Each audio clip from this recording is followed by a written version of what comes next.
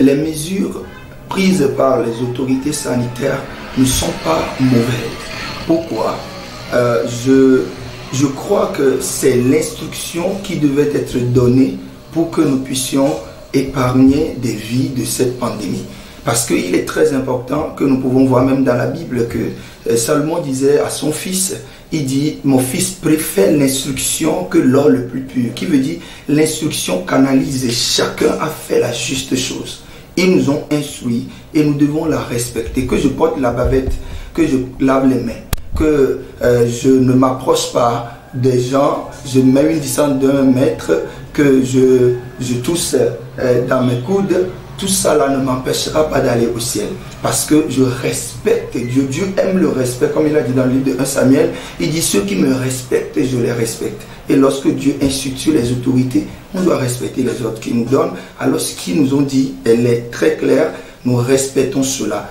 Et je crois que même cela prouve que nous avons la foi. C'est vrai, nous pouvons ne pas être atteints, mais nous respectons l'ordre de Dieu. Et l'ordre de Dieu consiste à avoir la foi.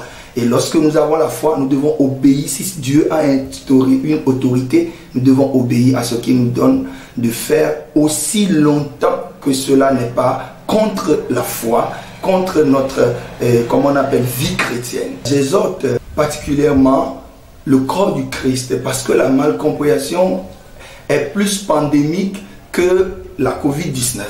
Parce que les gens ne comprennent pas. Certaines personnes dramatisent, disent toutes sortes de choses par rapport à cette décision. Non, je demande que chaque personne puisse respecter les mesures, respecter strictement les mesures barrières afin de protéger beaucoup de vies et se protéger soi-même. Je crois que nous les chrétiens, nous n'aurons pas la pandémie, ça c'est clair. Mais je vous dis, quelle foi avez-vous? Et comment êtes-vous sûr? Et je parle au peuple béninois de faire tout possible de pouvoir respecter ces mesures, n'importe où vous allez, pour ne pas affecter vos enfants, affecter les gens autour de vous. Une personne atteinte peut atteindre 5 personnes parce que vous rentrerez dans vos familles et vous allez exposer toute la famille au danger.